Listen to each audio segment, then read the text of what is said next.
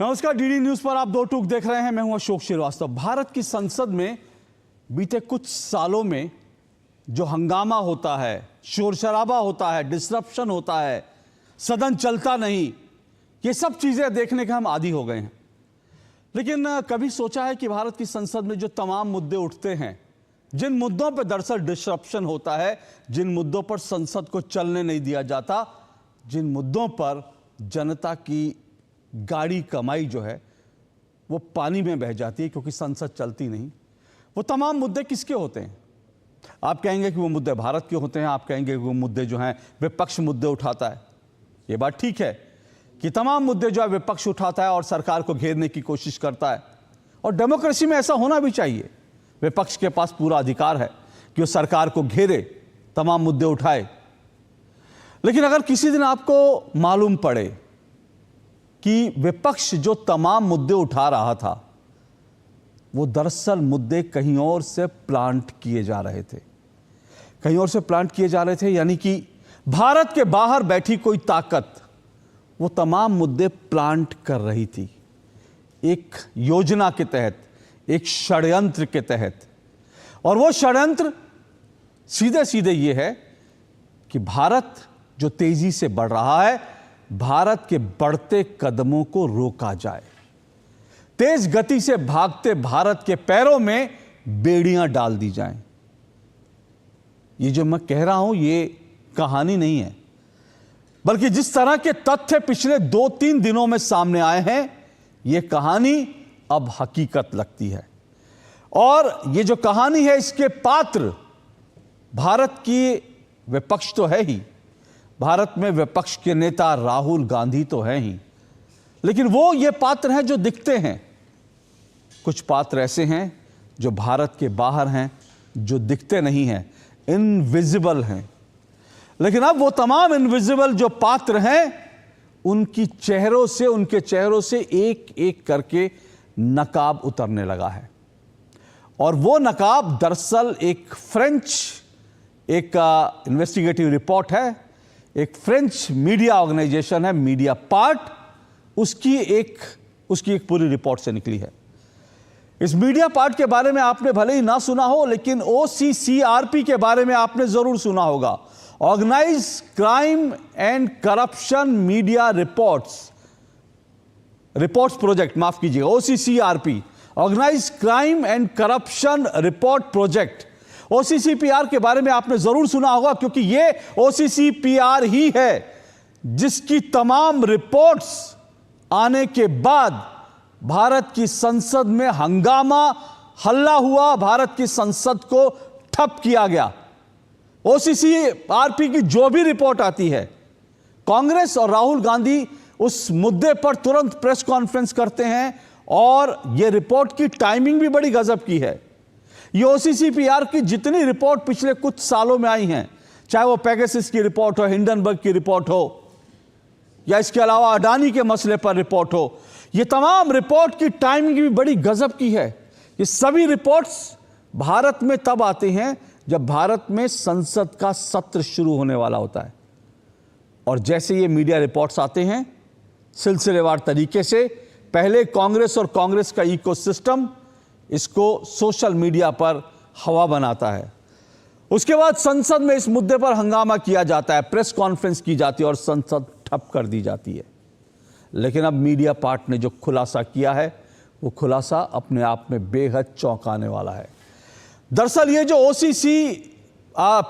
OCCRP जो है, जो ये खुद को बताता है कि एक ये स्वतंत्र संस्थान है, पत्रकारों का स्वतंत्र संस्थान है, जो दुनिया भर में करप्शन और क्राइम को लेकर इन्वेस्टिगेटिव रिपोर्टिंग करता है, जर्नलिज्म करता है।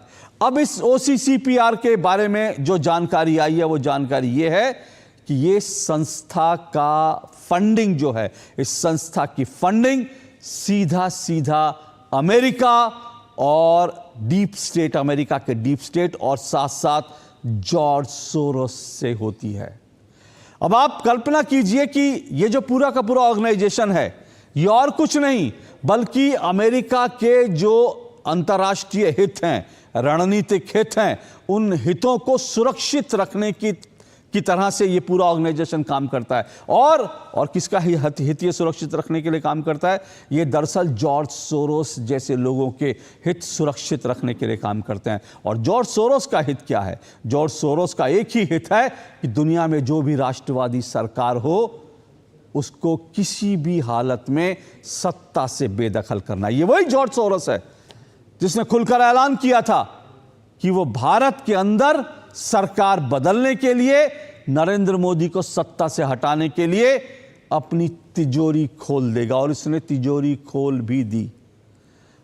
लेकिन अब जैसे मैंने कहा कि OCCBRP की रिपोर्ट को लेकर जो अब सवाल उठ रहे हैं वो वाकई गंभीर हैं।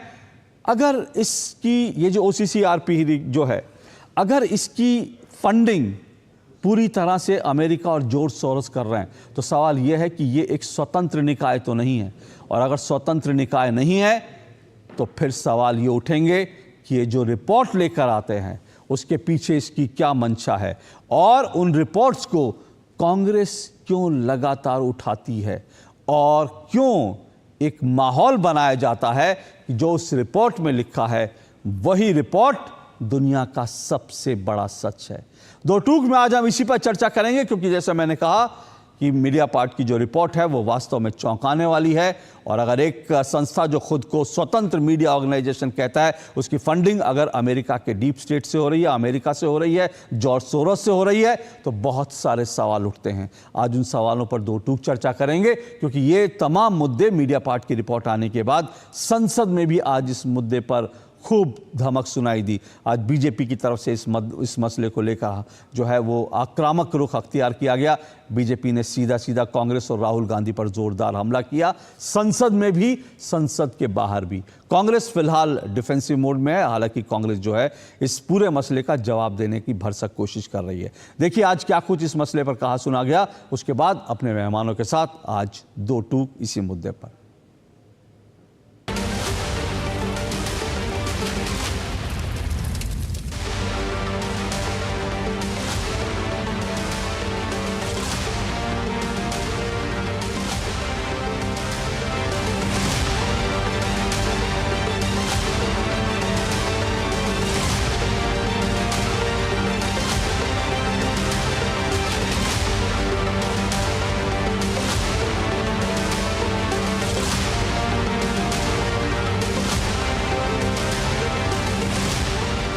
जब से भारत श्री नरेंद्र मोदी जी के नेतृत्व में एक उभरती हुई सामरिक, आर्थिक और कूटनीतिक शक्ति बनकर उभरा है, तब से यह बहुत सहज रूप से देखा जाने लगा है, विशेषकर विगत 3 वर्षों से, जब से भारत को विकसित भारत बनाने का लक्ष्य रखा गया है, कि विदेश की बहुत सी ऐसी गतिविधियां हैं जो भारत की व्यवस्था के आर्थिक पक्ष, भारत की व्यवस्था के नैतिक पक्ष, सामाजिक पक्ष पर आक्रमण कर रही हैं। इस संदर्भ में एक रिसेंट जानकारी आई है जिसे हम कह सकते हैं organised crime and corruption reporting project. A French publication has recently published its own report based on its investigation on the Sarajevo-based OCCRP, Organized Crime Corruption Reporting Project. This new report of the media report has claimed, इस report के अनुसार ये कहा गया है कि इस project को फॉरेन गवर्नमेंट्स की फंडिंग है और उसका फोकस इंडिया के ऊपर भी है, और इस फॉरेन गवर्नमेंट की फंडिंग के साथ साथ जॉर्ज सोरोस के साथ भी इनका कनेक्शन है। अब ये केवल हम एक रिपोर्ट के आधार पर नहीं कह रहे हैं सभापति महोदय, मैं सदन का ध्यान आकृष्ट करना चाहूंगा कि विगत 3 वर्षों से ये क्या एक संयोग है कि जिस समय भारत की संसद का सत्र चलता है, मैं सिर्फ एक संयोग बता रहा हूं, भारतीय फार्मर्स के बारे में रिपोर्ट आती है 3 फरवरी 2021, बजट सत्र है 29 जनवरी 2021। पेगासस रिपोर्ट आती है 18 जुलाई 2021, मानसून सत्र है 19 जुलाई 2021। उसके बाद 31 जनवरी 2023 से भारत की संसद का बजट सत्र शुरू होता है और 24 जनवरी 2023 को हिंडनबर्ग रिपोर्ट आती है। जनवरी 2023 में भारत की संसद का सत्र शुरू होता है और 17 जनवरी 2023 को बीबीसी की डॉक्यूमेंट्री आती है, इंडिया द मोदी क्वेश्चन। और गंभीर महत्वपूर्ण बात है, 20 जुलाई 2023 को भारत की संसद का सत्र शुरू होता है और मणिपुर वायलेंस का वीडियो 19 जुलाई 2023 ठीक एक दिन पहले जारी होता है। इस पूरे सीक्वेंस में अगर हम चले तो महोदय मैं याद दिलाना चाहूंगा कि 10 मई 2024 को कोविड वैक्सीन के बारे में एक रिपोर्ट छपती है, जिस समय भारत का चुनाव प्रचार अपने पूर्ण उसके ऊपर था। फिर अभी वर्तमान सत्र हम बताना चाहते हैं कि मानसून सत्र 22 जुलाई से 9 अगस्त के बीच में शुरू होता है और 10 अगस्त को हिंडनबर्ग की रिपोर्ट आती है। वर्तमान सत्र 25 नवंबर से प्रारंभ होता है और 20 नवंबर को अमेरिकन कोर्ट के एक अटॉर्नी की रिपोर्ट आती है एक बिजनेस हाउस के संदर्भ में। मैं सिर्फ देश के सामने बात रखना चाहता हूं, जब भी अडानी का मामला आता है तो ये कहीं ना कहीं भटकाने की कोशिश करते हैं, दूसरे इश्यूज को लाके खड़ा करना चाहते हैं ताकि अडानी जी बच जाए और लोगों का ध्यान उनके ऊपर से हट जाए।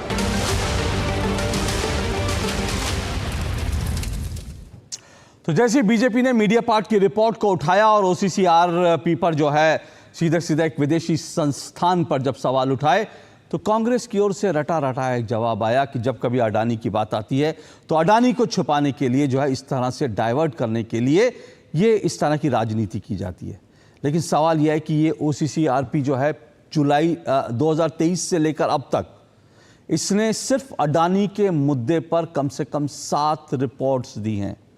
दुनिया के और किसी भी, दुनिया में बड़े बड़े जो है पूंजीपति हैं, बड़े बड़े जो है संस्थान हैं, लेकिन दुनिया के और किसी भी जो उद्योग संस्थान है, कोई औद्योगिक घराना है, उस पर मीडिया पार्ट ने रिपोर्ट नहीं किया। अकेले अडानी को लेकर मीडिया पार्ट जो है वो इतनी दिलचस्पी क्यों दिखा रहा है? क्या इसके पीछे कारण ये तो नहीं कि अडानी इस वक्त जो है दुनिया भर में भारत की तरफ से जो एक बढ़ता हुआ नाम है और दुनिया के कई बड़े बड़े कॉन्ट्रैक्ट्स जो हैं वो अडानी को मिल रहे हैं, जो कि अमेरिका का डीप स्टेट नहीं चाहता, जो चाइना नहीं चाहता और शायद दुनिया की और भी कई ताकतें नहीं चाहती। ये तमाम सवाल उठते हैं। इन सभी सवालों पर आज चर्चा करेंगे। मेरे साथ आज की डिबेट में 3 मेहमान जो हैं जुड़ चुके हैं। आइए तीनों मेहमानों का परिचय करवा दूं। मेरे साथ आज राधिका खेड़ा जुड़ चुकी हैं, बीजेपी की राष्ट्रीय प्रवक्ता हैं राधिका खेड़ा। मेरे साथ तहसीन पूनावाला जुड़ चुके हैं, राजनीतिक विश्लेषक हैं तहसीन पूनावाला जी। और मेरे साथ विजय पटेल जुड़ चुके हैं, फाउंडर हैं ओनली फैक्ट के। आप तीनों मेहमानों का बहुत बहुत शुक्रिया और स्वागत। तहसीन पूनावाला, मैं आपसे शुरुआत करता हूँ। ये कुछ दिन पहले का मैं एक ट्वीट देख रहा था जयराम रमेश जी का, और जयराम रमेश जी ने बड़ा ओसीसीआरपी को जो है के पक्ष में बड़ा ज़बरदस्त ट्वीट किया था कि तमाम खबरें आने के बाद भाजपा और उसके चापलूस जो हैं वो सब मिलकर ओसीसीआरपी को बदनाम करने का प्रयास कर रहे हैं। ये दिखाने की कोशिश की गई है कि ओसीसीआरपी को सोरोस से फंड मिलता है, फलाना ढिमकाना। लेकिन वो जितने आरोप लगा रहे थे, जितनी चीज़ों पर वो परेशान हो रहे थे, वो तो सच निकल गई। ओसीसीआरपी को न सिर्फ जॉर्ज सोरोस से फंडिंग मिलती है, ओपन सोसाइटी से फंडिंग मिलती है, बल्कि उसको अमेरिका के डीप स्टेट से अमेरिका के हितों को सुरक्षित रखने के लिए पैसा मिलता है। तो सवाल यह है कि जिसको जहां से पैसा मिल रहा हो वो उसके लिए काम करेगा, फिर इसको एक स्वतंत्र संस्थान मान करके कांग्रेस इतना ज़्यादा इससे मोहब्बत क्यों है कांग्रेस को? अशोक जी, आपके शो में मुझे शिरकत करने का मौका मिला, इसलिए मैं आपका शुक्रगुजार हूँ। वैसे तो मैं एक राजनीतिक विश्लेषक हूँ जो अक्सर कांग्रेस को, जो अक्सर हमेशा कांग्रेस को ही वोट करता हूँ, लेकिन इस बात से मैं थोड़ा सा अग्री करता हूँ आपकी कि इस पर कांग्रेस को पॉलिटिकल फायदा नहीं होगा। तो कांग्रेस इसके आगे के मुद्दों पर जाए वो अच्छा होगा, बट फिर वे विद्वान लोग हैं वहां पर, वो अगर मेरी बात सुने। लेकिन जहां तक सवाल आपके प्रश्न का है, इस संस्था को कौन फंडिंग कर रहा है, जॉर्ज सोरोस साहब कर रहे हैं, नहीं कर रहे, देखिए इस सब से मुझे लगता है कि भारत के आवाम को कोई लेना देना नहीं। अगर इसमें यह संस्था कोई गलत काम कर रही है, सबसे पहली बात तो फिर सरकार इसको इन्वेस्टिगेट करे, इसे बैन करे। वो बीबीसी के डॉक्यूमेंट्री को तो बैन किया ना सरकार ने, इसको भी बैन करे। कौन सरकार को बैन नहीं कर रहा? लेकिन मैं आपको एक चीज बताना चाहता हूँ, ये संस्था है, जितनी भी ये संस्था है, ये लेफ्ट लिबरल राइट, क्योंकि कुछ इसमें से सारी लेफ्ट लिबरल संस्थाएं नहीं है, कुछ राइट विंग संस्थाएं भी है जो अपने सारे एनजीओ की रिपोर्ट कार्ड देती है। जैसे वो फ्रीडम इंडेक्स का जो रिपोर्ट है, वो जो NGO actually left wing organisation नहीं, वो राइट विंग ऑर्गेनाइजेशन है। इन सबको गंभीरता से पीएमओ लेता है। पीएमओ इन पर प्रेस कॉन्फ्रेंस, इनके लोग प्रेस कॉन्फ्रेंस करते हैं, इनके मंत्री भाग कर आते हैं पार्लियामेंट में, इसकी बात करते हैं। भैया आप मुझे बताइए अशोक जी, मेरी मम्मी मुझे बता रही थी कि प्याज के दाम 100 रुपये हो गए। वो जो प्याज के दाम 100 रुपये हो गए, उनको क्या लेना देना कि देश के केंद्रीय मंत्री 90 साल के बुढ़े सोरस पर कोई प्रेस कॉन्फ्रेंस कर रहे हैं। चलो कांग्रेस तो है ही, कांग्रेस तो गलत है, हम तो ये मानते ही चलते कांग्रेस गलत है, पर ये इनके मिनिस्टर्स का रिएक्ट कर रहे हैं, करो बैन या इसको इग्नोर करो।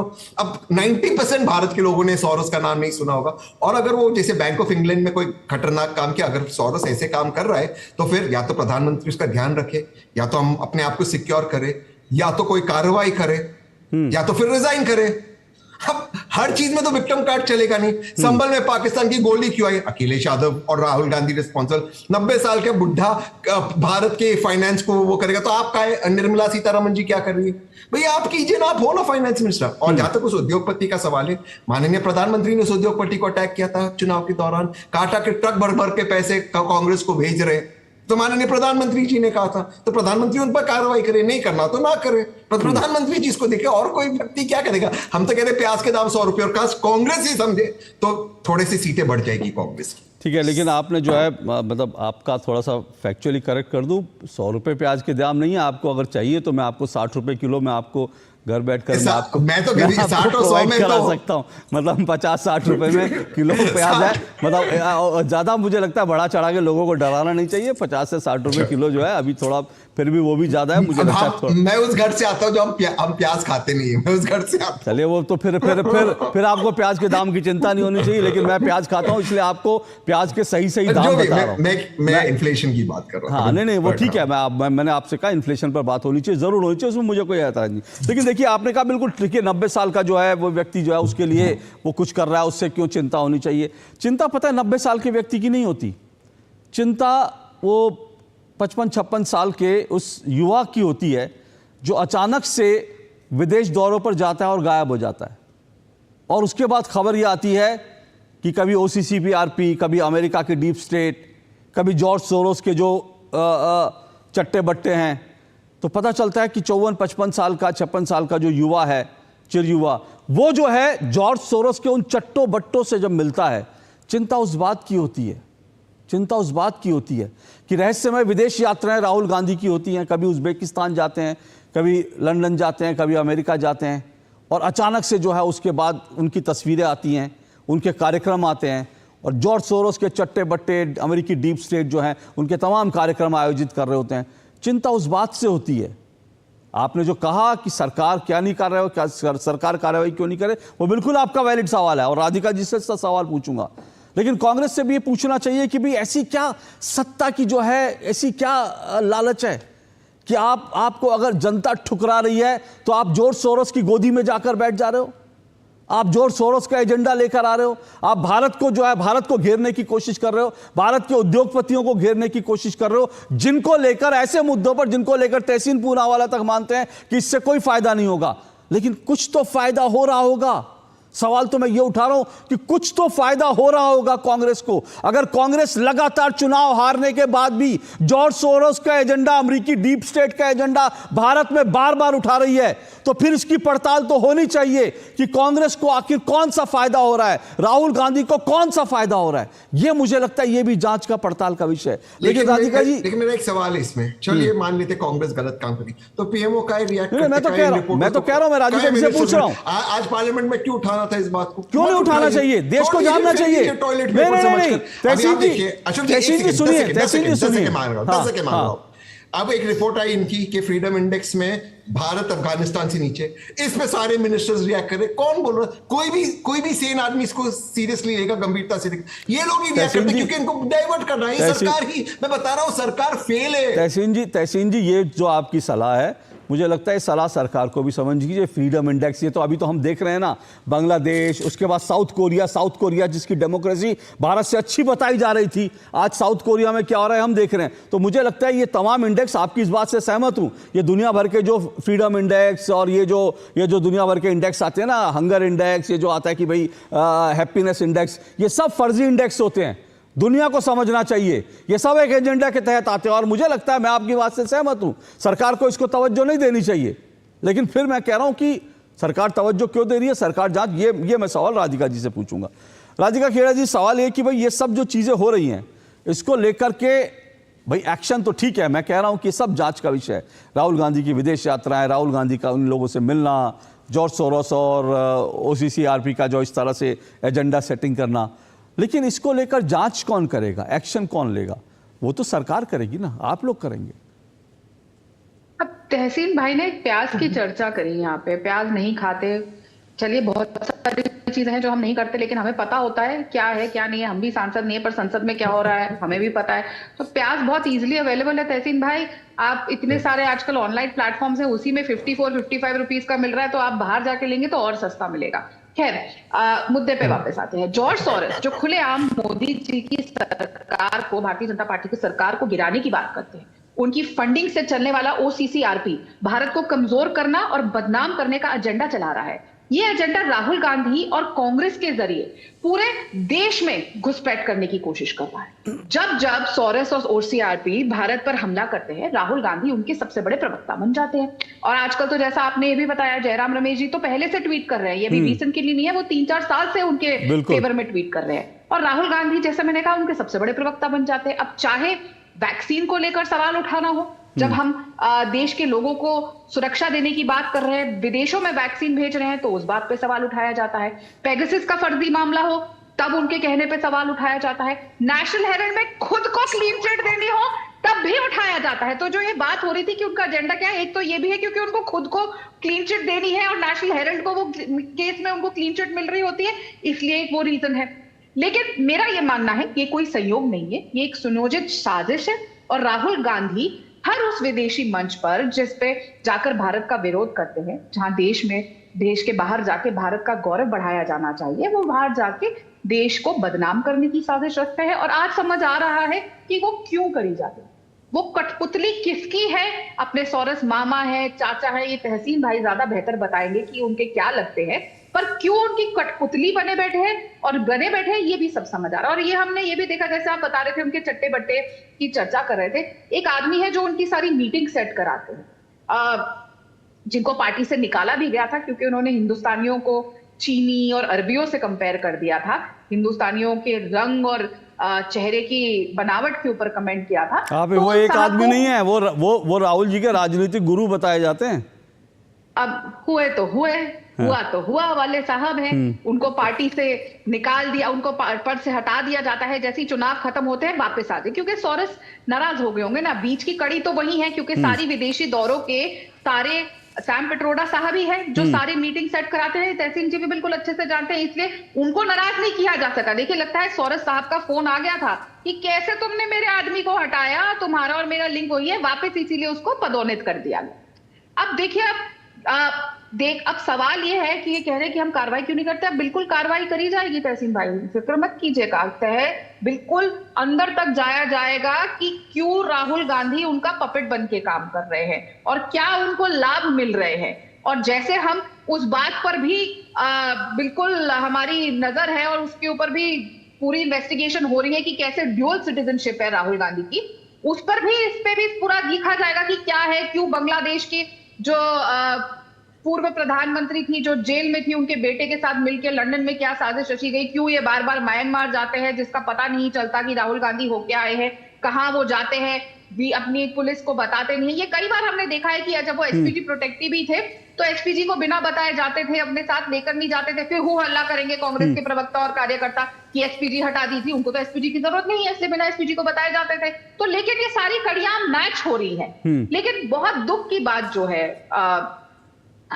अशोक जी की, जिस आदमी को हिंदुस्तान ने सब कुछ दिया, आज राहुल गांधी, अगर राहुल गांधी हैं वो इस देश की वजह से है, अगर वो कहते हैं कि मेरी दादी ने, मेरे पिता ने शहादत दे दी इस देश की, जैसा उनका कहना है, तो आज वो उसी देश के साथ गद्दारी कर रहे हैं, उसी देश के खिलाफ साजिशें रच रहे हैं, उसी देश को बदनाम करने के लिए और पता नहीं क्या क्या करना चाह रहे हैं। इतनी नफरत क्यों है उनको भारत से? अगर वो कहते हैं मेरी दादी और मेरे पिता ने शहादत दी है, तो आप क्यों देश से बदला ले रहे हैं? ऐसी क्या नफरत है उनको हिंदुस्तान से कि आज वो जॉर्ज सोरोस चाचा मामा जो भी हैं उनके एक पपेट बनके, कठपुतली बनके देश के खिलाफ काम कर रहे हैं। ये तहसीन भाई हमें शायद बेहतर बता पाएंगे कि भारत के खिलाफ जो साजिशें रची जा रही हैं, इनकी जड़ कहां है और क्यों राहुल गांधी। ये इंपॉर्टेंट बात है, मैं इस पर आऊं, लेकिन हाँ मैं आ रहा हूं, मैं तहसीन जी आ रहा हूं। एक जानकारी क्योंकि राधिका जी ने जिक्र किया, तो 2019 में राजनाथ सिंह जी ने बताया था कि राहुल गांधी जी 72 दिन 72 डेज 72 दिन जो है वो बिना जानकारी दिए, बिना एसपीजी, जब उनको एसपीजी कवर था, बाद में एसपीजी कवर हटा लिया गया, जिसको लेकर कांग्रेस ने हंगामा भी किया। 72 दिन वो बिना एसपीजी कवर लिए विदेशों में यात्राएं कर रहे थे और उन्होंने एसपीजी को इन्फॉर्म भी नहीं किया, बताया भी नहीं कि दरअसल वो कहाँ थे। तो उस वक्त ये सवाल उठा था कि वो आखिर कहाँ जाते हैं राहुल गांधी, किन लोगों से ऐसी उनकी कौन सी जो है वो रहस्यमय यात्राएं होती हैं जिस पे वो बिना एसपीजी कवर लिए चले जाते हैं। और ये सब चीज़ें, पिछले दिनों वो उज़्बेकिस्तान भी गए थे और उसको भी लेकर भी बहुत सारे सवाल उठे थे। उज़्बेकिस्तान में अचानक वो क्या गए, उसको लेकर भी कुछ चीज़ें हैं जिस पर हम बात करेंगे। लेकिन तहसीन जी रिस्पॉन्ड कीजिए। सवाल ये है कि ठीक है, मैं फिर कह रहा हूं कि ये सरकार एक्शन लेगी और राधिका जी कह रहे हैं एक्शन हम लेंगे, समय आएगा हम एक्शन लेंगे। अब चीज़ें सामने एक एक करके आ रही हैं, लेकिन राहुल गांधी को इतना ज़्यादा जो है ये सब चीज़ें, आप खुद मानते हैं कि कोई इससे पॉलिटिकल फ़ायदा नहीं हो रहा कांग्रेस को, लेकिन फिर भी क्या वजह है? कोई तो रीज़न होगा कि सैम पित्रोदा, जॉर्ज सोरोस, अमेरिकी डीप स्टेट, राहुल गांधी उनकी चीज़ों को, एजेंडे को लगातार आगे बढ़ा रहे हैं।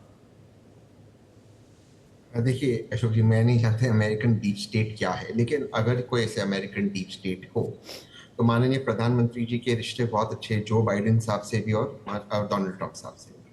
जो बाइडेन साहब ने तो वहाँ पर घर भी, जब व्हाइट हाउस में भी प्रधानमंत्री जी और सारे भारतीयों को इनवाइट किया था जब माननीय प्रधानमंत्री जी वहाँ गए थे। और जिस मैच्योरिटी से अमेरिका ने पन्नू का मैटर भी हैंडल किया है, उसको मैं श्रेय देना चाहता हूँ प्रधानमंत्री जी को। तो प्रधानमंत्री जी वो चीज फाइंड आउट कर सकते, वो इन्वेस्टिगेशन, जॉइंट इन्वेस्टिगेशन हो सकती। अब ये बात आज निशिकांत दुबे जी और अन्य मेंबर्स ऑफ पार्लियामेंट ने सारी बातें आज निकाली पार्लियामेंट के अंदर। इतनी सारी लंबी लिस्ट इन्होंने निकाली, इतने साल से 10 साल से कौन प्रधानमंत्री थे, आज तक इन्होंने इन्वेस्टिगेट नहीं किया इन चीजों को। ये चीज सोचने वाली चीज है, ये एक कन्वीनियंट एक्सक्यूज है।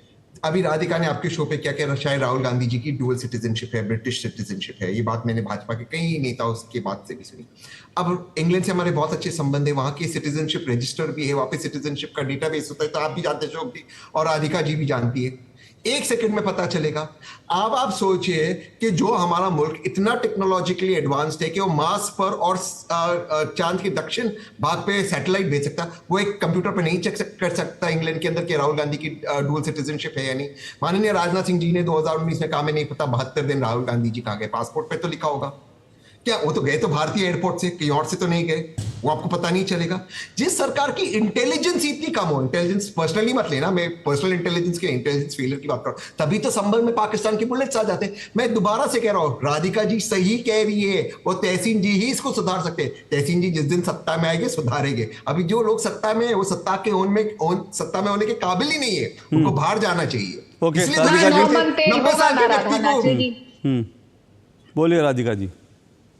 देखिए, ये बार बार बोलना कि बहुत अच्छी बात इन्होंने बोला कि संभल में पाकिस्तान की बुलेट्स कहाँ से आई, सवाल पूछा तहसीन जी ने। तो तहसीन जी बताइए, 26/11 के समय में पूरे के पूरे आदमी कहाँ से पानी के जरिए आ गए थे? आपके गृह मंत्री सरकार के बार बार कपड़े बदल रहे थे ना, और देशमुख साहब मुख्यमंत्री वो क्या कर रहे थे? वो अपने बेटी की शूटिंग करवा रहे थे।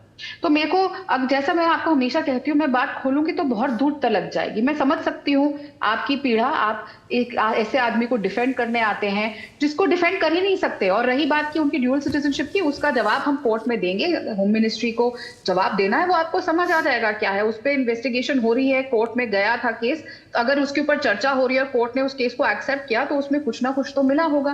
तो ये बात तो राहुल गांधी को बताने की होगी कि क्या है, क्यों उन्होंने ऐसा किया। बहरहाल मैं एक बात फिर आपके जरिए पूछना चाहती हूँ अशोक जी इनसे, कि क्यों बार बार सैम पिट्रोडा जब इतनी गलतियां करते हैं, हुआ तो हुआ, देश के खिलाफ बयान देते हैं, उनको जब पार्टी से हटा दिया गया, ऐसा क्या मजबूरी थी कि उनको वापस रीइंस्टेट किया गया? ऐसी क्या मजबूरी होती है कि राहुल गांधी जब विदेश दौरे पे जाते हैं अपनी सिक्योरिटी लेकर नहीं जाते थे?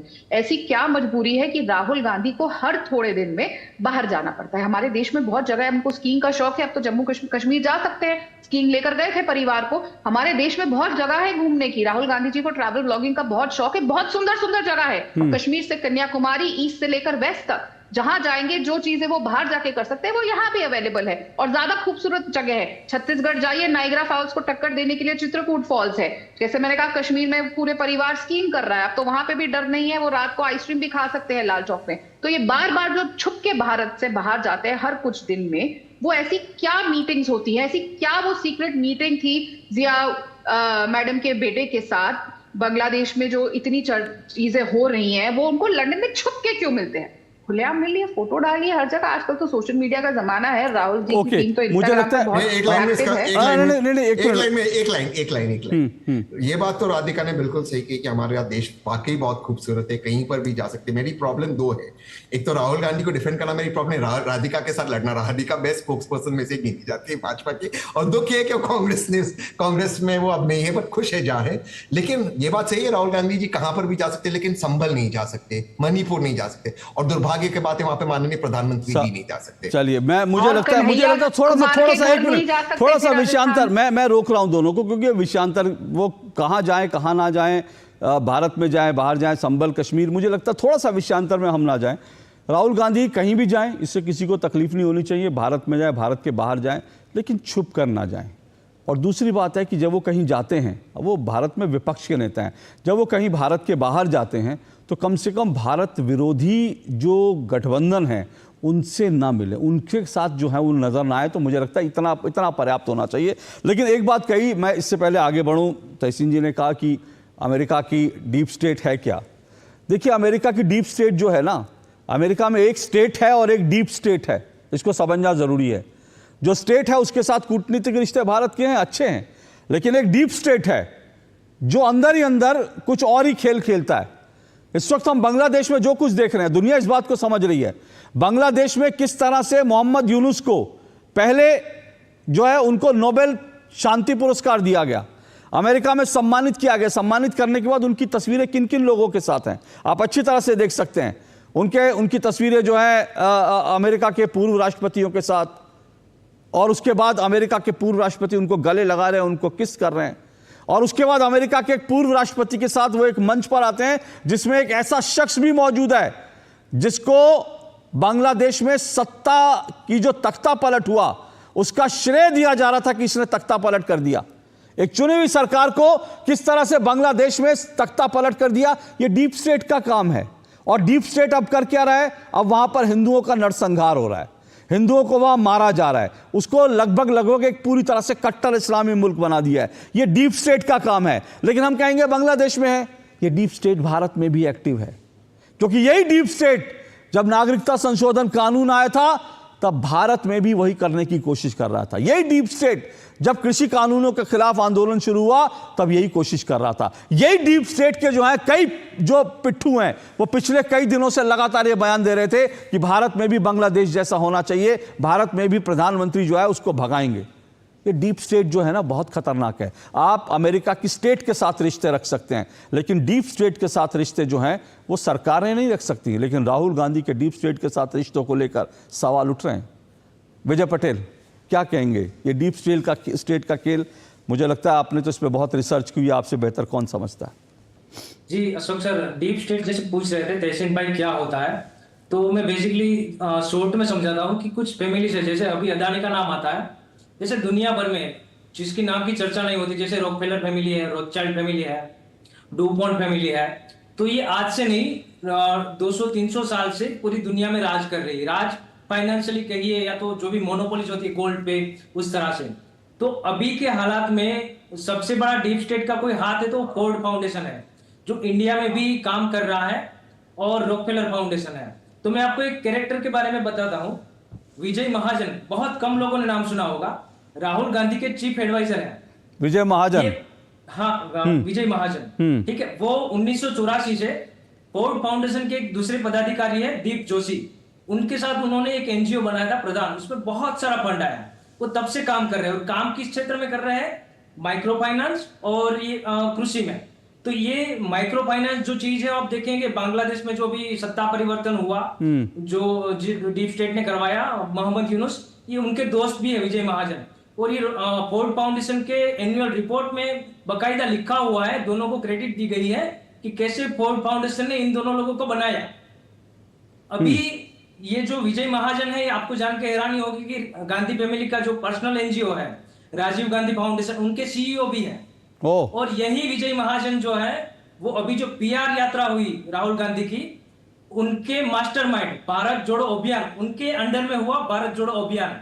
तो ये भारत जोड़ो अभियान के मुखिया जो है वो वही है, और उनके राइट हैंड जो है वो अपने प्रोफेशनल आंदोलनकारी जी, तो ये सारे बैठते हैं। बट इनकी जो पर्सनल एनजीओ के आप फंडिंग देखेंगे तो इसमें बायर जो कंपनी है, जो कि एग्रीकल्चर में सबसे बड़ी फार्मा एग्रीकल्चर कंपनी है, या मोनसेटो है जो सबसे ज्यादा 90% जो बीज है दुनिया के उनपे मोनोपोली है। तो ये लोग एक तरफा, तो इनके एनजीओ अभी भी, ये गवर्नमेंट के लिए भी आंख खोल के देखने की स्थिति है कि अभी भी इनके एनजीओ गवर्नमेंट के साथ बैठ के पॉलिसी बनाती है और उन्हीं पॉलिसी को वो फिर वहां विरोध भी करवाती है।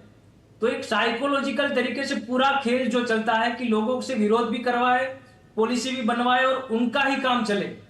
तो ये बहुत बड़ा खेल है। ये मतलब आधे घंटे में समझाना बहुत मुश्किल है, बट ये मोटे मोटे तौर पे ये ऐसे कैरेक्टर हैं जो बिहाइंड द सीन काम करते हैं।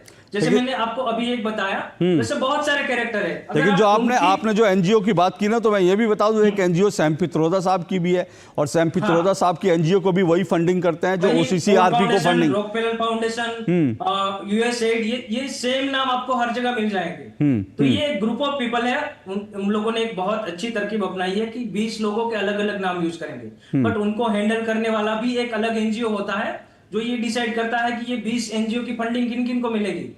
अगर आप वेबसाइट पे जाकर देखोगे तो लोगों को लगेगा कि यदि 20 एनजीओ अलग अलग एनजीओ है, इनको फंड कर रहा है, बट एक्चुअली कोई और एक हैंड भी है जो ये डिसाइड करता है कि ये 20 एनजीओ की जो फंडिंग है, ये जो अपने बंदे हैं, जो अपने लोग काम कर रहे हैं, उनको मिलेगी। तो योगेंद्र यादव के बारे में बता रहा था। तो एक तरफ दीप जोशी अभी भी एक दूसरा एनजीओ बनाया है, ट्रांसफॉर्मिंग रूरल इंडिया। ये एनजीओ 70% अपनी जो कृषि की पॉलिसी है वो डिसाइड कर रहा है, और वही विजय महाजन की दूसरी तरफ वो राइट हैंड में योगेंद्र यादव को बिठा के जो कृषि कानूनों के खिलाफ या तो कृषि पॉलिसी के खिलाफ लोगों को भड़काते हैं। तो ये खेल जो है सरकार को भी समझ में अभी तक मुझे लगता है नहीं आया है, तभी तक इनके जो लोग हैं वो एनजीओ में गवर्नमेंट के साथ बैठ के काम कर पा, वरना ये अभी तक निकल चुके होते हैं। बिल्कुल आप कह रहे हैं। और ये जो डीप, और आपने एनजीओ की बात की, आपने जी, इनको अशोक जी आपको जान के हैरानी होगी, अब तक 10,000 करोड़ रुपए अलग अलग गवर्नमेंट की जो पॉलिसी होती है उनके तहत इनको मिल गए, इनके एनजीओ को। तो बहुत बड़ा खेल है। एक तरफ सरकार से पैसा ले, उन्हीं पैसों से फिर जो लोग हैं, जो मान लो कि खेडूत है, उनको भड़काया कैसे जाए सरकार के खिलाफ। तो ये पूरा बहुत गंदा खेल होता है। यानी इस डीप स्टेट का खेल जो है, आप कह रहे हैं कि अभी सरकार भी पूरी तरह से इसको जो है इसको समझ नहीं पाई है और इसकी जड़ तक नहीं पहुंच पाई है, कितना खतरनाक खेल है। लेकिन एक बात और मैं बता दूं, जो आपने डीप स्टेट को एनजीओज की बात की, ये भी बता दूं, ये डीप स्टेट और ये ओसीसीआरपी जो है, इसकी रिपोर्ट्स को लेकर के, जो ओसीसीआरपी की रिपोर्ट है उसको लेकर भारत के और दुनिया भर के कई पत्रकार सक्रिय रहते हैं, और जो पत्रकार इनके लिए काम करते हैं उनको अलग अलग तरह से फायदा पहुंचाया जाता है। मैं देख रहा था कि भारत के कई पत्रकार लगातार ओसीसीआरपी की जो रिपोर्ट्स हैं उसको किस तरह से आगे बढ़ाना है, किस तरह से उस पर काम करना है, और ऐसे कई पत्रकार जो हैं उनको फिलहाल जो है विदेशी दुनिया में कहीं पर, किसी अमेरिका में, कहीं ब्रिटेन में, उनको अलग अलग स्कॉलरशिप मिली हुई है। और इस वक्त कई पत्रकार विदेशों में घूम रहे हैं, ये जो ओसीसीआरपी के लिए काम करते थे उनकी बातें आगे बढ़ाते थे। और उन्हीं में से एक सागरिका घोष इस वक्त संसद में भी पहुंच गई हैं, जो ओसीसीआरपी के लिए लगातार जो है उसके लिए उसकी जो रिपोर्ट्स और उसको लेकर काम करती थी। तो ये पूरा का पूरा जो नेक्सस है वो बड़ा खतरनाक नेक्सस है।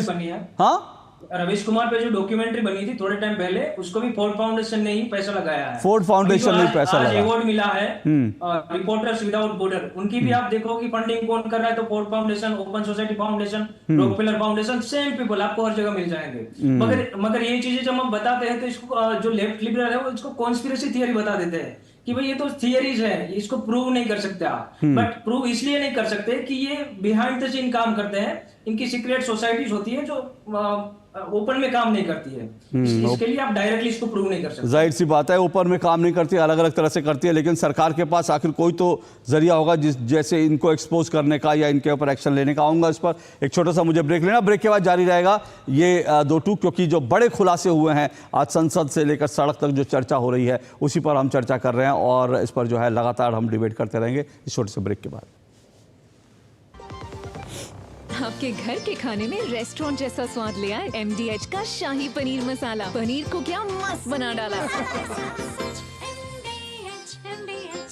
दादू ये प्रीमियम क्या होता है? बेटा प्रीमियम मतलब समझ लो पेट्रोल। जब तक कार में पेट्रोल है तब तक कार चलेगी, पेट्रोल खत्म कार स्टॉप। पर पापा, इस बार पेट्रोल खत्म होने पर भी कार चलती रहेगी। वो कैसे?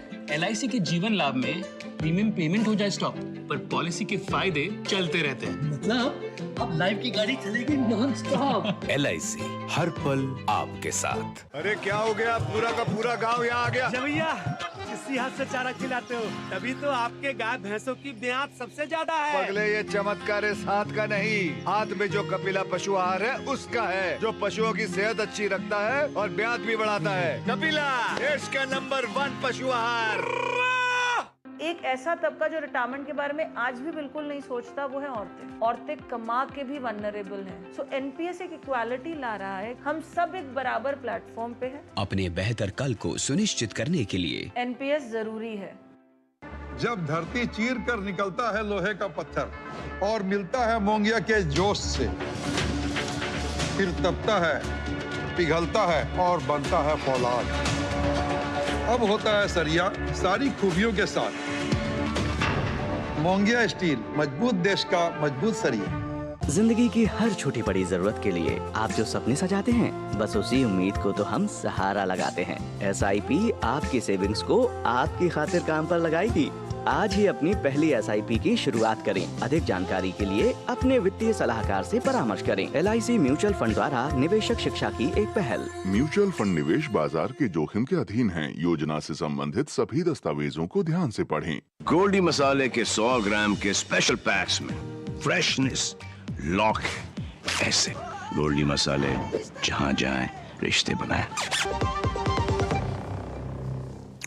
दो टूक आप देख रहे हैं और दो टूक में हम चर्चा कर रहे हैं राहुल के एक्शन, डीप कनेक्शन। आखिर राहुल के जो तमाम एक्शन होते हैं, यानी राहुल गांधी जब मुद्दे को उठाते हैं संसद में, जब वो हंगामे के लिए जो है कांग्रेस के सांसदों को प्रेरित करते हैं, जो मुद्दे वो उठाते हैं, चाहे वो पेगासस का मुद्दा हो, चाहे वो हिंडनबर्ग का मुद्दा हो, अडानी का मुद्दा हो, वो तमाम मुद्दे जो उठाते हैं, क्या उनका कोई डीप कनेक्शन है?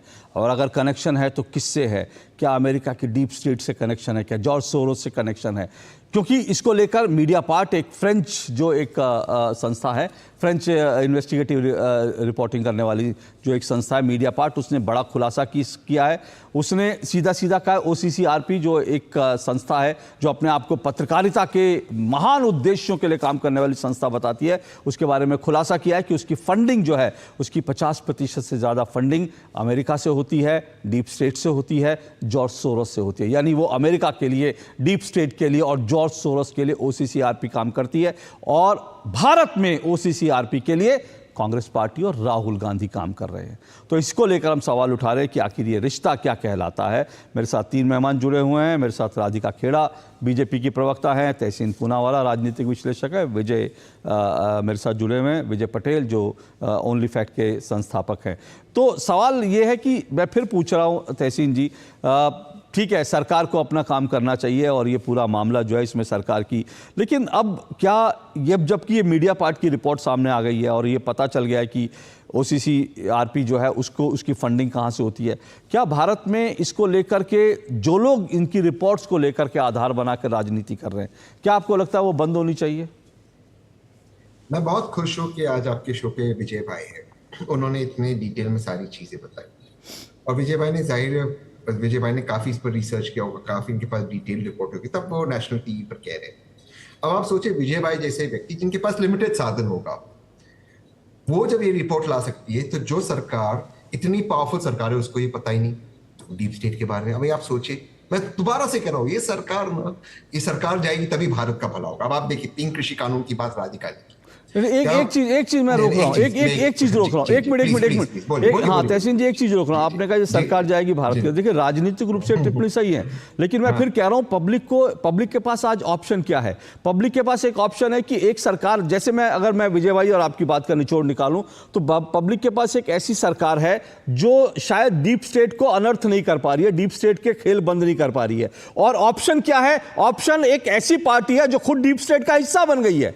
तो सवाल यह कि फिर इस सरकार के जाने में देश का भला कैसे होगा? कि अगर डीप स्टेट की कोई, जैसे बांग्लादेश में आज डीप स्टेट का आदमी बैठा है, अगर भारत में भी डीप स्टेट का एक आदमी अगर आपका प्रधानमंत्री बन जाए तो फिर भारत में क्या होगा? यह भी पहलू है। मैं बांग्लादेश पर आता हूं, लेकिन उसके पहले 3 कृषि कानून की बात करता हूं। 3 कृषि कानून विड्रॉ हो गए डीप स्टेट की वजह से। प्रधानमंत्री जी को किसने कहा था विड्रॉ करें? डीप स्टेट ने कहा था। विड्रॉ करने वाले तो माननीय प्रधानमंत्री थे ना, दूरदर्शन पर आकर उन्होंने कहा कि मैंने देश हित में लाया था, देश हित में विड्रॉ कर रहा हूं। अच्छा, एक कानून राज्यसभा में पास हुए कैसे? वॉइस वोट पर। किसने कहा डिवीजन ऑफ वोट्स नहीं करे?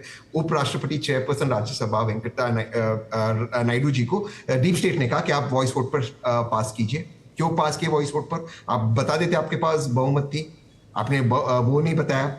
अब हम आते हैं दूसरी बात के ऊपर, बांग्लादेश की बात के ऊपर। बांग्लादेश में शेख हसीना पर अटैक्स जो है अमेरिका ने पहले शुरू कर दिए थे, और इसमें इस बात पे दोनों सरकार और विपक्ष साथ में थे। शेख हसीना भारत के लिए अच्छी है, इस चीज को छोड़ देते, मान देते डीप स्टेट का काम था। और ये बात सही है कि शेख हसीना को निकालने में और मोहम्मद यूनुस को डालने में जो बाइडेन का हाथ है, इसमें there is no two ways about it. Bharat की इंटेलिजेंस क्या कर रही थी, उन्हें ये पता ही नहीं चला। वो एनजीओ वाला मोहम्मद यूनुस आकर बैठ गए।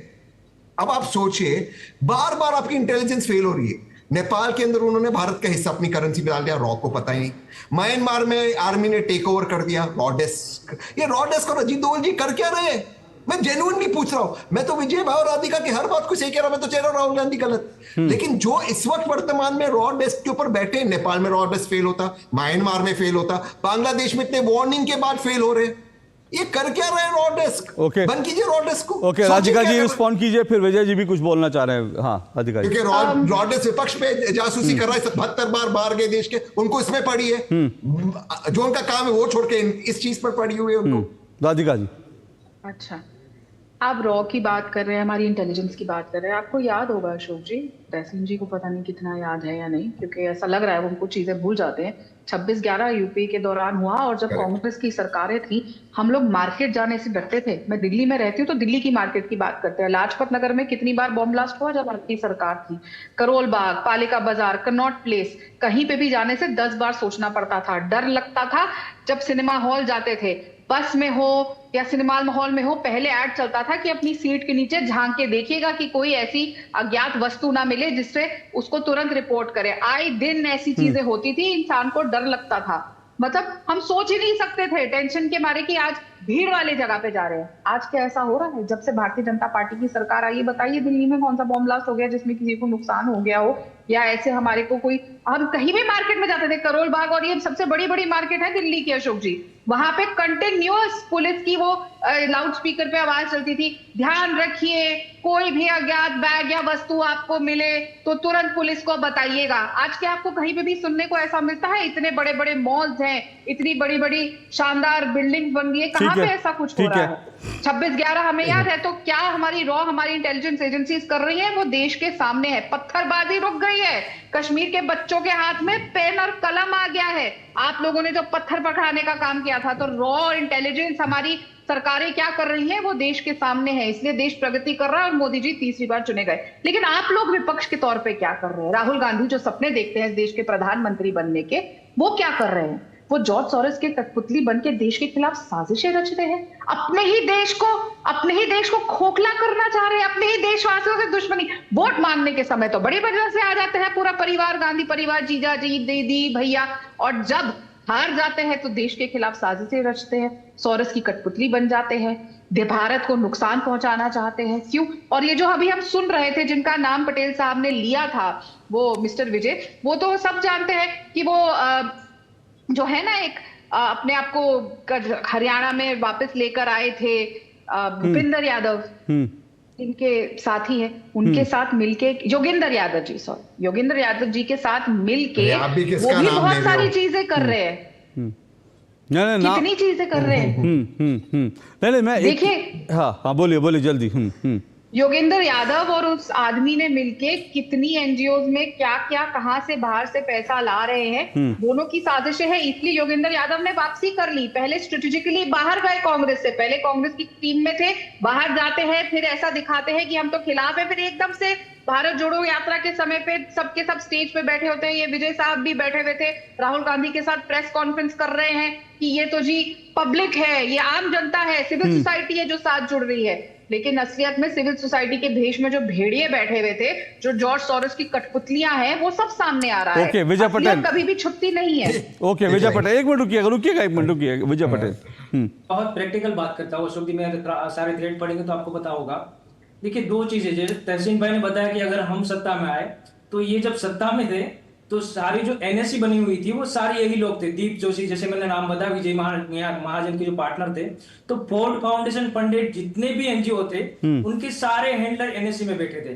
तो इनडायरेक्टली फोर्ड फाउंडेशन गवर्नमेंट चला रहा था। दूसरी बात, हम क्यों इनको नहीं निकाल पा रहे हैं, क्योंकि इनके जो पार्टनर, इंडियन पार्टनर है, वो बहुत भारत में रिस्पेक्ट नाम लिया जाता है। एक नाम में पहली बार टीवी पे अगर कोई ले रहा है तो मैं हूं। टाटा ग्रुप है जो फोर्ड फाउंडेशन के पार्टनर है, इन्फोसिस है, ये फोर्ड फाउंडेशन के पार्टनर है, दोनों ट्रस्टी रह चुके हैं। तो ये बहुत रिस्पेक्टेड नाम है। अगर गवर्नमेंट में कोई होगा तो ये उनको दबाव बनाएंगे। आपको जान के हैरानी होगी, फोर्ड फाउंडेशन को 2015 में बैन किया था। सिर्फ 2 दिन में नारायण मूर्ति खुद पीएमओ गए थे और बैन हटवाया था। ये पूरा ईमेल उनका लीक हुआ था। और दूसरी बात, ये जितने भी एनजीओ हैं वो अपने फायदे के लिए, सारी कंपनीज है, इनको देश से कोई मतलब नहीं है। इनको पेट्रोकेमिकल्स कैसे बेचना है, इनको लोगों को बैंकिंग में कैसे इंक्लूड करना है, उनके आप अगर समझ पाएंगे, उनकी जो साइकोलॉजिकल क्या क्या ट्रिक रहती है वो आप जब समझ पाएंगे तब आपको पता चलेगा कि ये लोग आखिर चाहते क्या है। क्योंकि ये ऐसा होता है ना अशोक सर, मैं अपने ही बंदों से आपको कहीं मान लो कि पकड़वा लूं, फिर मैं ही दूसरे बंदों से आपको छुड़वा लूं, तो आप मुझे भगवान मानेंगे। आपको नहीं पता होगा कि मैंने जिनसे आपने पकड़वाया वो भी मेरे ही आदमी थे। तो ये पूरा खेल साइकोलॉजिकल रहता है। और ये मैं जो आपने कहा, एक मिनट तहसीन, एक मिनट रुकिए, बहुत इंपॉर्टेंट बात जो मैं कहने जा रहा हूं। जो अभी विजय पटेल ने कहा ना कि पहले जो पूरा एनएससी थे उसमें जो है यही फोर्ड फाउंडेशन, यही डीप स्टेट के लोग बैठे थे, और उसका परिणाम या दुष्परिणाम क्या था? उसका परिणाम यह था कि भारत में वक्फ बोर्ड को इतना शक्तिशाली बना दिया गया, क्योंकि डीप स्टेट कहीं पीछे था इनके, क्या कि वक्फ बोर्ड को इतना शक्तिशाली बना दिया कि जहां वो उंगली रख दे वो जमीन वक्फ बोर्ड की। और उसी समय एक कानून ऐसा आ रहा था कि भारत में अगर कहीं भी दंगे होंगे तो उन दंगों के लिए हिंदुओं को यह साबित करना पड़ेगा कि वो दंगे जो हैं उसमें उनका कोई रोल नहीं है, नहीं तो दंगे होते ही पहला दोष हिंदुओं पर आएगा, उन्हीं को ही दोषी माना जाएगा। और ये सब वही एनएससी कर रही थी जिसमें विजय पटेल बता रहे हैं कि फोर्ड फाउंडेशन के लोग थे, यानी कि सीधा सीधा उसमें डीप स्टेट के लोग थे और उसमें जो है भारत के खिलाफ काम करने वाले लोग थे। तो ये सारे सवाल उठते हैं। एक छोटा सा ब्रेक ले रहा हूं, एक आ रहा हूं मैं जल्दी से, इस छोटे से ब्रेक के बाद।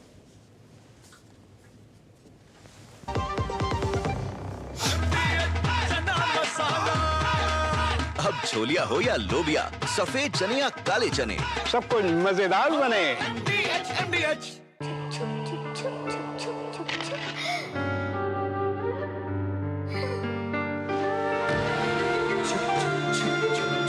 आ जाओ।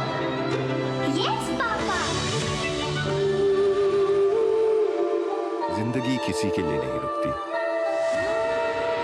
हम भी आपको कहां रुकने देंगे। जिंदगी के हर मोड़ पर LIC है तो इंश्योर्ड है। LIC, हर पल आपके साथ। मेरी पसंद, मेरी पसंद, मेरी पसंद, मेरी पसंद, हमारी पसंद, हम सबकी पसंद। मजबूत देश का मजबूत सरिया हो गया स्टील। हाय मॉम, फिर से शॉपिंग?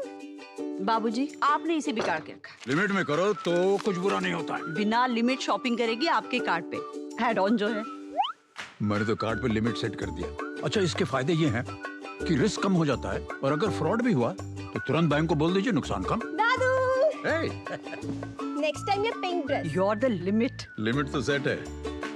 RBI कहता है जानकार बनिए, सतर्क रहिए। अब आया असली स्वाद। अब आया स्वाद। जब स्वाद के पड़े हो लाले तो MDH का चंकी चाट मसाला डालें। MDH का चंकी चाट मसाला। MDH। चलिए, राहुल का एक्शन डीप कनेक्शन पे हम बात कर रहे हैं। जल्दी से, मैं 1 मिनट आ रहा हूँ, एक मिनट दूंगा जल्दी से। तहसीन पूनावाला, एक आखिरी आपका 1 मिनट। 26/11 में जो महाशय कह रहे थे कि RSS की साजिश है पाकिस्तानी, कृपा शंकर सिंह जी, वो आज भाजपा के सम्मानित मेंबर है, लेकिन और चुनाव भी लड़े लोकसभा का भाजपा के टिकट के ऊपर। ये शायद डीप स्टेट होगा, लेकिन जिस दुग्गल साहब की बात राधिका कर रही थी, योगेंद्र यादव जी, अगर ये डीप स्टेट है और ये कांग्रेस की टीम में खेल गए तो बीजेपी को तो खुश होना चाहिए कि ऐसे लोग कांग्रेस के सर, ये खुश नहीं है, खुश ना बिल्कुल नहीं, बिल्कुल नहीं, बहुत खतरनाक तरीके से काम करते हैं। आप देखिए देखिए सुनने में सुनिए हम लोगों को सुनने में ये बात बड़ी वो लगती है कि भाई प्रधानमंत्री ने, आपने भी कहा प्रधानमंत्री ने क्यों कृषि कानून, इस देश को जला देने की पूरी साजिश थी। 26 जनवरी को इस देश में दिल्ली में जो कुछ हुआ था वो हम सब ने देखा था। इस देश को आग लगाने की पूरी तैयारी थी। अगर कुछ नहीं हुआ तो उसके लिए हमें शुक्रगुजार होना चाहिए। तो ये और योगेंद्र यादव इतने भी भले आदमी नहीं है, आजकल रोज अखबार में लिख रहे हैं। अभी उनका लेटेस्ट आर्टिकल ये है कि अब संसद से नहीं सड़क से काम होगा, सड़क पे आके काम करना पड़ेगा। तो वो इतना सीधा नहीं है कि हम उस पर हंस सके। वो जो साजिशों में शामिल है उस पर ध्यान रखना चाहिए कि वो चाहता है कि पूरा देश सड़कों पर आ जाए, पूरा देश बांग्लादेश बन जाए। ऐसा आदमी तहसीन जी हल्के में लेने वाली बात नहीं है। 5 लोग आगे, 5 लोग नहीं 5 लोग नहीं, उसके पीछे सोरस का पैसा है भाई। सोरस का पैसा देकर भीड़ जुटाई जा सकती है, क्या दिक्कत है उसमें? क्या किसान आंदोलन में भीड़ नहीं जुटाई गई? क्या सीए में जो शाहीन बाग नहीं बनाया गया, कहां से बना? क्योंकि पीछे से फंडिंग आ रही थी, हम सब जानते हैं सर। नोटबंदी फेल हो गई, अब फेल हो गए वो अलग बात है, लेकिन ये सब चीजें हो रही है ना। प्रधानमंत्री जी सॉरी बोले उसके लिए, तो वो विजय जल्दी से विजय आखिरी दूसरा प्रैक्टिकल आंसर दे देता हूँ तहसीन भाई का कि हमारी एजेंसियां क्या कर रही है। देखिए हमारी एजेंसी के पास जो भी इंफ्रास्ट्रक्चर है, टेक्निकल इंफ्रास्ट्रक्चर, वो अभी भी हम वेस्टर्न जो कंट्रीज है उन पे डिपेंड रहते हैं। उनके पास पूरा एक्सेस रहता है, जो वेस्टर्न कंट्रीज रहती है, MI5 हो या CIA हो, उनके पास गूगल से लेके एप्पल से लेके सारी एक्सेस जो है उनके पास रहती है। तो मंत्री के लैपटॉप में क्या पड़ा है से लेके जो उनके बाबू से उनके डिवाइस में क्या है, ये सारी चीजें उनके पास एक्सेस है, इसीलिए वो पावरफुल है। उनका हम कंपटीशन नहीं कर पाते। ओके 30 सेकंड राधिका, एक्शन देखेंगे, अब चीजें खुलासा हो गई हैं। जॉर्ज सोरोस और उनकी संस्था OCCRP भारत की संप्रभुता और लोकतंत्र पर सुनियोजित हमला कर रहे हैं और कांग्रेस राहुल गांधी उनके एजेंडे को आगे बढ़ाने का मोहरा बन चुके हैं। ये बात अब सबके सामने आ चुकी है। राहुल गांधी और कांग्रेस का जो जॉर्ज सोरोस के साथ गठजोड़ है वो देश के विकास को, देश के उद्योग को, देश के लोकतांत्रिक मूल्यों को कमजोर करने का काम कर रहा है। लेकिन मैं आपके जरिए उनको ये बता दूं और चेता दूं, ये अब नया भारत है, ये राहुल गांधी सोनिया गांधी का भारत नहीं है। और ऐसी विदेशी षड्यंत्रों से और उनकी स्थानीय समझदारियों से हम नहीं डरेंगे। चलिए उम्मीद हम करेंगे कोई बड़ा एक्शन देखने को मिले, कम से कम इनके खिलाफ कुछ एक्शन भी दिखना चाहिए। बहुत बहुत शुक्रिया मेरे तीनों मेहमानों का। 2 टूक में आज बस इतना ही, आपसे कल मुलाकात होगी, इजाजत दीजिए, नमस्कार।